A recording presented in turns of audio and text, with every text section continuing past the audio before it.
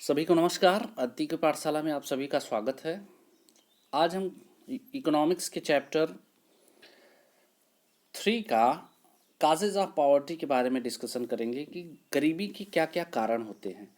तो गरीबी के जो कारणों की बात अगर हम करें तो सबसे पहले गरीबी का सबसे बड़ा कारण होता है पॉपुलेशन, यानी जनसंख्या। देखिए यहाँ पे दिया है, this was accompanied by the high growth rate of the population। जब जनसंख्या की ग्रोथ रेट अधिक होती है, यानी जब जनसंख्या अधिक होती है तो उस देश में गरीबी होती है। दूसरी जो सबसे बड़ा कारण है वह है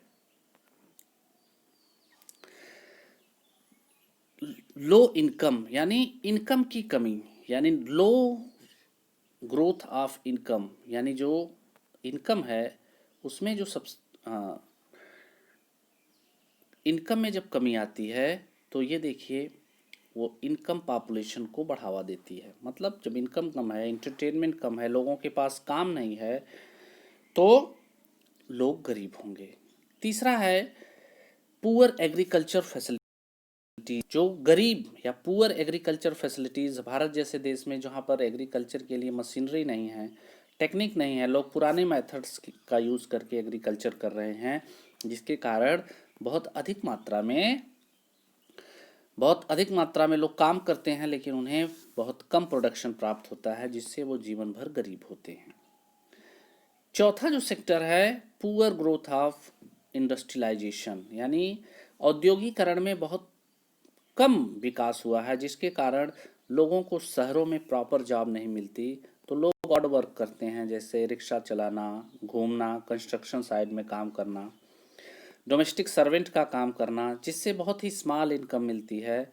और वो जो एक्सपेंसिव हाउस हैं, बड़े बड़े महंगे हाउस हैं, उसे उसका एक्सपेंस बियर नहीं करते और स्लम एरियाज़ में रहते हैं, जिन्हें बहुत सारी समस्याएं उससे उनको पैदा होती हैं।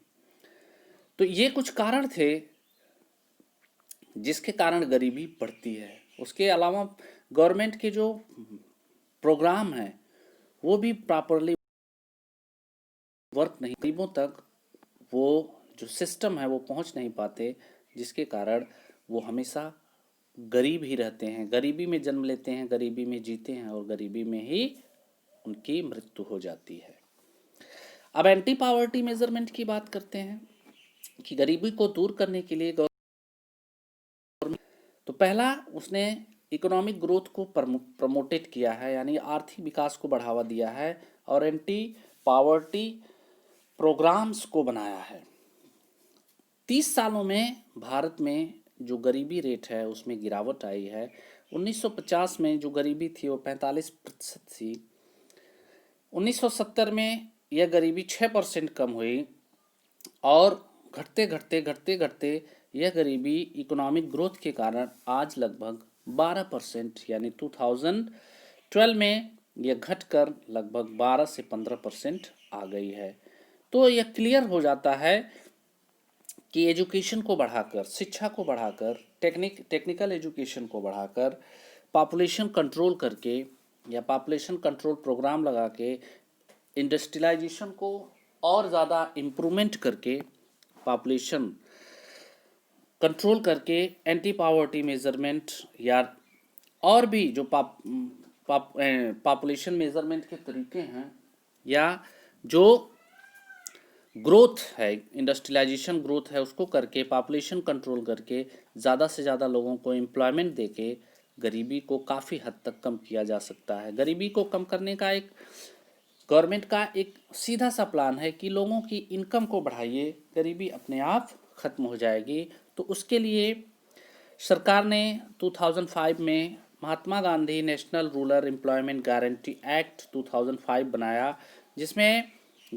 कि हर व्यक्ति को लगभग 100 दिनों का रोजगार दिया गया। ठीक, during drugs, deforestation, soil erosion को रोकने के लिए एक स्कीम बनाई गई जिसमें 220 करोड़ रुपए खर्च किए गए, जिसमें गरीब तबके के लोगों को 23% और उससे कम लोगों को 17% और अन्य लोगों को 53% तक वेज प्रदान किया गया, जिसके कारण लोगों की आर्थिक स्थिति सुधरी। उन्हें दूसरा जो सबसे बड़ा प्रोग्राम था कि जो नेशनल गारंटी एक्ट यानी मनरेगा जिसको कहते हैं, उसके तहत अगर काम उनको नहीं मिलता है तो उनको में 2081 रुपीज़, हरियाणा में 168 रुपीज़, बिहार और झारखंड में प्रदान किया गया।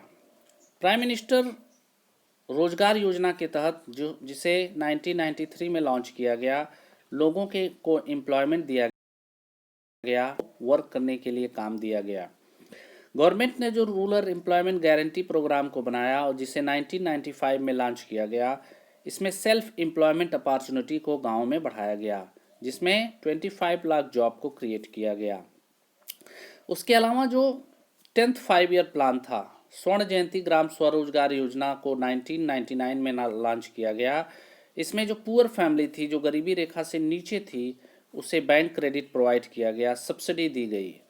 इसके अलावा प्रधानमंत्री ग्रामोदय योजना के तहत जो 2000 में लॉन्च किया गया, इसमें लोगों की primary health, primary education, shelter, drinking water और रूरल इलेक्ट्रिफिकेशन पर बल दिया गया। अंत्योदय अन्न योजना के तहत लोगों को घरों में जो है वो अनाज की उपलब्धता कराई गई, लोगों को सस्ते दामों में अनाज उपलब्ध कराया गया। तो आप देख रहे हैं कि सरकार ने बहुत सारी स्कीमें चलाई ताकि गरीबी को भारत से हटाया जाए, गरीब लोग भारत से हटें या गरीब लोगों को भारत में सुविधाएं दी जाएं। लेकिन क्या वह वर्क किया?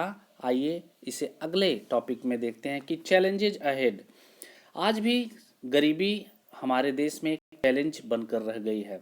इकोनॉमिक ग्रोथ होता है, इकोनॉमिक ग्रोथ पिछले 15 ईयर में हुआ, लेकिन यह ग्रोथ जो है यूनिवर्सल रहा, अनइवन रहा। पॉपुलेशन ग्रोथ भी इसके साथ साथ हुई। जो वेमेन की स्थिति है, जो वीकर सेक्शन की स्थिति है, उसमें एम्पावरमेंट नहीं हुआ या बहुत ज़्यादा उसमें ग्रोथ जितना होना चाहिए उतना नहीं हुआ। आज भी गरीब जो हैं वो गरीबी हैं। उसके कुछ रीजंस हैं कि जो फैसिलिटीज़ प्रोवाइड की गई वह बहुत ही कम लोगों तक पहुंची, अनइवन पहुंची। जो शेल्टर दिया गया, जो जॉब सिक्योरिटी दी गई, वह कास्ट डिस्क्रिमिनेशन तक रह गई। चाइल्ड लेबर आज भी सोसाइटी में विद्यमान है बहुत अधिक मात्रा में। जो इनरेटिक पॉवर्टी है वह आज भी सोसाइटी में विद्यमान है। हम गवर्नमेंट जो ऑफिसर्स हैं, जो पब्लिक सर्वेंट हैं, जो पब्लिक रिप्रेजेंटेटिव्स हैं, उनसे आज भी यह उम्मीद